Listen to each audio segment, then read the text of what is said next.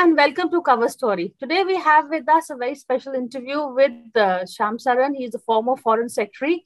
He's also been a chairman of the National Security Advisory Board, and also he's been the Prime Minister's Special Envoy for Nuclear Affairs and Climate Change. But that's not really the reason why we're talking to him today. The main reason, of course, is he's come out with his latest book, which is, I have a copy of it with me here. How China sees India and the world. So this is actually an authoritative account on the India-China relationship, because it traces the relationship right from the medieval times, to the modern times, the change in the equations, the change in the way China sees India. And it gives us a very much needed glimpse into the Chinese mindset. So congratulations, Mr. Shyam Saran. And it's been a wonderful book. I really enjoyed reading it. I must. Thank you. I'm glad. Thank you. So I will, just like to talk to you about a few of the points that you have raised in the book, beginning with, how, if you can just say the equations between India and China, medieval times, how first point of contact was, as you said, through the trade routes, through Buddhism, to the now, to how it changed over the years. I know it's a lot, but if you can. Okay, let me try to cover that very wide sweep of history. So if we are looking at how China's perceptions of the outside world have evolved, I have pointed out in the book that throughout history of China, you had a settled rural and urban China, which was under constant threat by these very, violent, aggressive tribes on its periphery.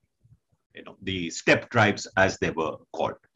And so this was a constant kind of a tension between what China regarded as the, civilizational center and, this more barbaric kind of periphery outside its borders. So this also gave it a sense that China is a kind of, superior culture, a very advanced culture, but it is under constant kind of assault by, less civilized countries and peoples on its periphery. So that's partly the sense of being somehow a middle kingdom or being a kind of a, civilizational center. On those days, of course, the known world was a much smaller world, but in that known world, China certainly regarded itself as a center for very advanced culture and civilization. Now, in India's case, when the first contacts took place between India and China, through Buddhism, which came through the caravan routes of Central Asia, some of it also came via the maritime route to China, because there was trade taking place between India and China through the maritime route. Later on, also through Tibet. As you know, one stream of Buddhism also went to Tibet, and through that also then went to China. But that Tantric Buddhism did not take so much root. The Mahayana Buddhism really took root. So, the spread of Buddhism in China created an image of India which was somehow an exception to that sense of being the center of civilization, because here was an alternative center of culture and civilization from which China itself was borrowing, in a sense, Buddhism. So there was a sense that there is what we used to call the Western paradise. That is, there is this country on the West, which is like paradise because it is the home of Buddhism, the birthplace of Lord Buddha. So the first 1,000 years or so, you see mainly this kind of respect and reverence for an alternate center of culture and civilization. But in a sense, it was comfortably far away. It was separated from China very vast distances, whether it was ocean spaces or, the mountains that separated the two countries. So what changed around the end of the first millennium was the fact that this constant stream of contact between India and China, particularly through Buddhism, that started diminishing. Because, Buddhism itself declined in India, as you are aware, by that time. you also have the Muslim invasions taking place in India. So the kind of contacts which had been maintained over 1,000 years between India and China, those also became interrupted. So in a sense, India fell off the radar screen, as it were, for the next 700-800 years. Less and less contact. I would not say that there was no contact. Maritime trade, for example, between the two countries was still, flourishing. But it was the Malabar coast and the Coromandel coast, not so much, the heartland of India. Now, when after this 700, 800 period, China next comes face to face with India is really during the 19th century. But India by that time is already a colonized country. And the depredations of imperialism, British imperialism against China, whether it is through the Opium Wars or the assaults on China with respect to opening up the economy for trade, or the setting up of the concessions in places like Shanghai. In all this, in a sense, the shock troops used by the British were the Indians. So when, for example, the concessions were sent, who were the police personnel? They were Indian police who were keeping order, law and order in these areas. So the Chinese perception at that later stage was, here is a country which may have been an ancient culture and civilization, but had now become like a slave nation. And that it is because it has fallen under colonial rule. Therefore, it is no longer that old center of culture and civilization. So it is subordinate now. We are, still the Middle Kingdom, while India has fallen in a sense by the wayside. It is true that during India's independence struggle and China's own sort of revolutionary struggle, there was mutual sympathy and support between the two sides, but it was not enough to really overcome this kind of negative residue from history that was very much prevalent amongst the Chinese. So also, yes, right, how language plays a role in setting this the negative impression that India is still under colonial rule, that we adopted English. Well, you see, the thing is that when the revolutionary struggle began in China, the encounter with the West, we also had the similar encounter with the West, how to deal with that Western challenge. But what I point out in the book is that in China, government still was Chinese. There may have been places which were under foreign domination or foreign occupation, but by and large, China continued to be under the authority of a Chinese government. So there was not the same kind of colonial administration as you had in India. Okay. The language of administration, the language of higher education in India was English. In China, it continued to be Chinese. The third element was that during the independence struggle, it was a English-speaking, English-educated elite, which was really the driver of the independence movement. In China, it was not a sort of foreign educated elite. I mean, there were many Chinese who did go abroad to study and learn from the West. But, the language of discourse, political discourse in China always remained Chinese, unlike in India. And lastly, when India became independent in 1947, the Chinese, with their revolutionary background, could not understand how could independent India continue to have a British governor general as its first head of state. Didn't make sense to them. Secondly, India continued to retain the colonial administration framework. It continued to retain the Indian armed forces, which were essentially British armed forces. So in Chinese thinking, here was another reason why India could not be considered a fully independent country, because its language continued to be that of the colonial masters. Its administration continued to be structured along what it had inherited from the British, and with, more importantly, with the armed forces as well. So in Chinese view, this was such a different experience from what China had gone through. So this is another aspect. Then we come to the 80s, where both the countries are doing well commercial, in terms of the economy. You are saying, in fact, at that time, Deng Xiaoping actually saw an Asian century with both China and India, which later on turned to a purely Chinese century. So if you can take us through that part. So you must have seen a lot of reports that if you go back to, say, 1990, the two countries have more or less the same GDP, similar kind of per capita GDP as well.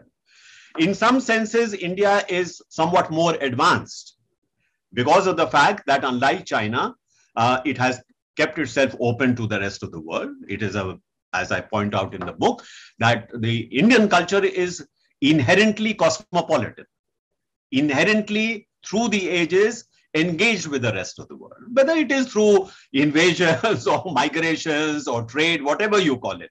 But the fact is that India has always been very much connected with the outside world. Unlike China, not to say that China was never connected with the outside world, but periods of isolation were more dominant in a sense. So if you are looking at, how the two countries' modern development proceeds, China makes a very dramatic departure from the past by adopting economic reforms and liberalization in 1978.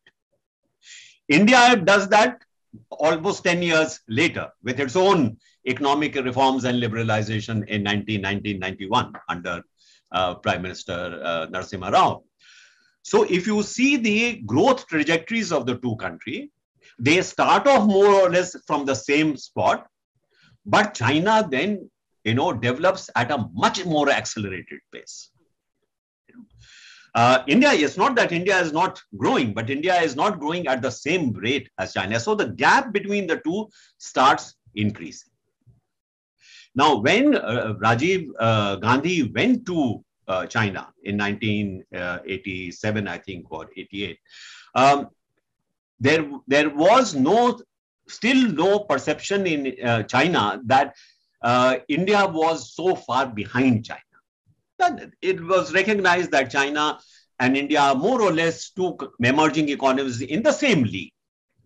And that is why Deng Xiaoping said to Rajiv Gandhi that there cannot be an Asian century unless both India and China are, both developed economies. What has changed since then? What has changed since then is that in terms of economic capabilities, in terms of military capabilities, and increasingly in terms of technological capabilities, you see the gap between the two countries start increasing, start expanding. So in recent years, when I used to speak to the Chinese, they would always say, our Indian friends should not forget that China is now 5 times the size of India, particularly in GDP terms. So that should establish a certain ranking, that you should know your place, in the pecking order, because we have gone so far ahead. But I would also, at this point, just like to point out that despite this longer term trend, you would recall that during the period, say, 2003 to 2007, when the global financial and economic crisis hit us, India had also started growing at a very rapid rate. For example, when I was Foreign Secretary from 2004 to 2006, the Indian economy was growing at the rate of something like 8 to 9% per annum. China was growing fast, but the world saw India as somehow catching up. That India is going to be the next China. You recall that discourse at that time. The whole concept of the BRICS, that these are the 4, emerging economies who are going to play an outsized role, in a sense, in geopolitics. So it is during this time that you also find China much more sensitive to Indian concerns. much more amenable to Indian concerns. You know, uh, once the global financial and economic crisis hit, India's growth rate started plummeting down. Gap between America and China also started shrinking. There was a sense that now it is China's time to really dominate the global economy and even geopolitics. Hold that thought. I'm going to take a break. Then I'm going to come back to speak to Mr. Saran about this very interesting turning point, or you could say, in which he writes in his book, that how China then started looking at India vis-a-vis the prism of its fraught and not, always the best terms relationships with the US.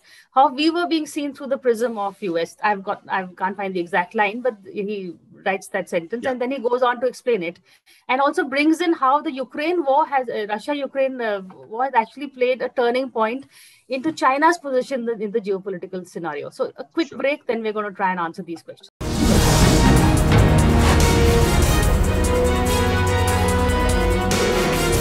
Hello and welcome back. We are in a cover story conversation with Mr. Shyam Saran. We're talking to him about his latest book. I have a copy of it with me. How China Sees India and the World.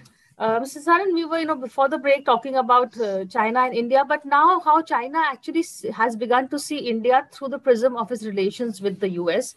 And also, if you can take on with the current Ukraine war, how that has affected China's position in the geopolitical world. So, if you then look at the broad sweep of history that is covered in this book, particularly the last couple of centuries, the perception that China had was not India as a direct threat to China, but that India could serve as a staging ground, as a platform for another great inimical power to launch an assault on China. So India is not the problem, but India together with another inimical power is the problem. So during 1960 to 1990, it was because India was seen as linked together with the Soviet Union, which at that time was an adversary of China.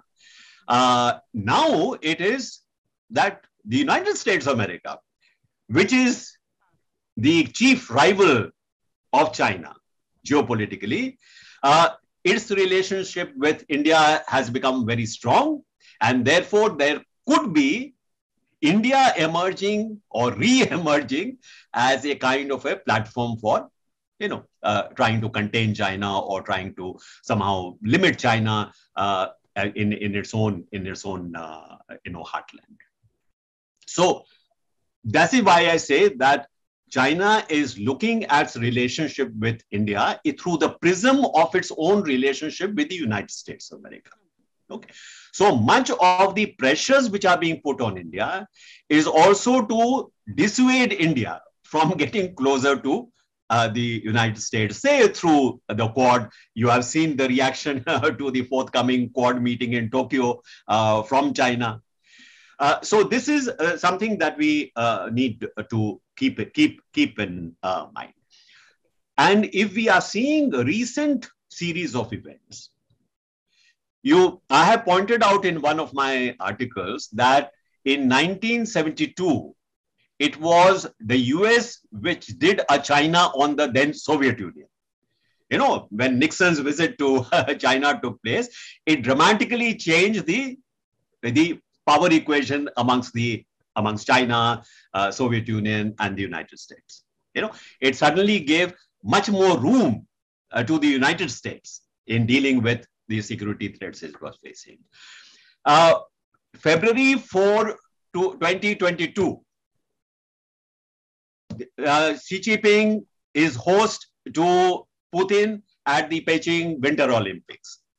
They come out with a dramatic, joint statement, essentially saying that this is historically unprecedented kind of alliance even between Russia and China, that they have very strong convergent interests. So I wrote that now it is China trying to do a Russia on the US in a symmetrical kind of fashion.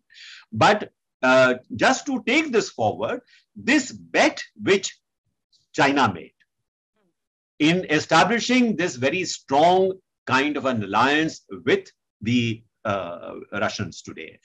That has, in a sense, that bet has gone bad because of what has happened in Ukraine. So the anticipated benefits of that alliance between China and Russia, that they together will, in a sense, shape the new international order, a kind of a Eurasian kind of a dominated order. I think I certainly believe that there has been a major setback to China in that respect. And a setback to Russia also, though that's another. Well, Russia has, I have also said that no matter what happens on the battlefield now, even if Russia wins more battles, even if Russia is able to leave Ukraine in as a complete rubble, Russia has lost the war, because a ravaged Ukraine, of what value is it to Russia? What objective would it have gained? And if the idea was that you prevent NATO from expanding further towards the borders of Russia, exactly the opposite has been achieved, with Finland and Sweden now applying to join NATO. So what have they achieved? And they have been literally unplugged from the global system, global trading system, global financial system. And China, to continue to be very closely linked with Russia, has reputational damage, but it also could have substantial damage. And also, you're right in how China wanted to replace US as the foremost power, but also because of US's dominance in the financial, the US dollar was dominance in the financial markets, where China was trying to, is now trying to assert itself. That's another stumbling block. So, yes, if you look at the China dream that President Xi Jinping has put forward, it is to really assert the centrality of China in the international system. That is what he says, that, we must really ensure that China once again retains or regains its position at the center of the international system, which obviously today is occupied by the United States of America. But I also feel that China, in that sense, has declared victory too early.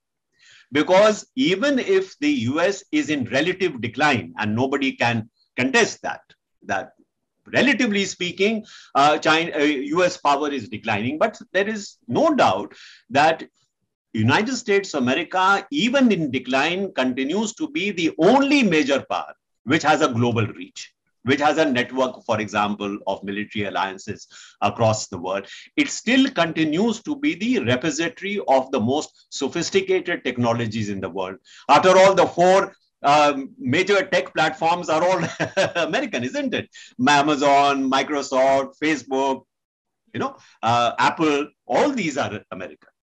So we should not underestimate the capacity of the United States really to deploy power across the world in a manner that China even today cannot. They are American, but Elon Musk has a lot of business with China. So there is a huge fear that Twitter is going to go to China soon. But you see, the thing is that why this era is different from the Cold War era is that during the Cold War, the then Soviet Union and the United States and the West in general had very marginal economic relations or trade relations. They were not really interdependent in that sense. They were two almost separate systems. Today, you have a situation where China and the US, for example, their economies are joined at the hip. They are, for each other, they are the major trading and economic partner. You mentioned Elon Musk. There are large number of American multinationals which are heavily invested in the Chinese economy. So any kind of decoupling will be very painful, not just for China. It will also be very painful for the partners on the other side. So this is something which has to be kept in mind going forward, that although China may be on the defensive because of what is happening in Ukraine, it may feel that it is being hemmed in by this resurgence of US interest in the Indo-Pacific. And, as I mentioned to you, we have now a Indo-Pacific economic framework which has been launched. You now have the Quad meeting more frequently, almost twice a year it has been meeting. So China's sense of being somehow hemmed in is certainly there, but it is difficult to see how the economic relationships, which have been very strong relationships which have been built up, how they will be able to, in a sense, unravel that if the relationship becomes much worse than it is today. So I think there is still some kind of a floor below which the worsening of the relationship between the West and China may not be able to proceed further. But I also find I know we're out of time, but very fascinating when you speak of how China actually pulled itself post the Opium Wars and made itself into a major economy is, their mindset that really comes, it doesn't matter if Japan is an enemy or if the US is an enemy. They were taking like a sponge, as you use, technology, yes. Knowledge, just to... Right. We should learn from that experience, that whatever may be the ideological differences that China may have had with the West, and particularly the United States of America, it took great advantage first of a geopolitical moment, because the United States in the 70s was interested in undermining the then Soviet Union, changing the strategic equation to put the Soviet Union on the defensive. So the United States of America was more than happy to share very, very sophisticated technologies with China. So that began even earlier than the Reform and Economic Liberalization Program. That started, as I told you, in 1978. But immediately after 1972 visit of President Nixon to China, already the doors had opened for China to benefit from whatever the US was able to give in terms of technology to China. And of course, by 1978, a major change took place in economic policy itself. So China began to attract capital and technology from across the world, not just from the United States. So that pragmatism is something that certainly is a lesson for India. We have to recognize that during the initial phase of development, there is no alternative to learning from the centers of knowledge and excellence across the world. That is how you can pick yourself up. Not to say that, local effort or indigenous effort, Atmanirbhar Bharat does not have a role to play, but I think we have to recognize that we are in a phase of development where we need to have the support of our partners of the US, of Western Europe, Japan, because this is a favorable geopolitical moment for us, because all these powers see India as part and parcel of a strategy to countervail China. And China is turning more and more inward, as you said, as you write. Yeah. So they have a stake in India's emergence as a greater power. Maybe later on, they also might feel a little anxious about a very powerful India. But at this point of time, you can actually leverage the interest that they have in India emerging as a more powerful counterbalance to China. So let us take advantage of that. How you end the book at how this could be a carpe diem moment for India. Yes. And that's how it's a very positive ending. But I must congratulate you again and thank you for writing a book that is really an essential for our times and a must read for everybody. So thank you so much, Mr. Saran, and all the best with the book. Thank you. Thank you for inviting me to speak. Thank you.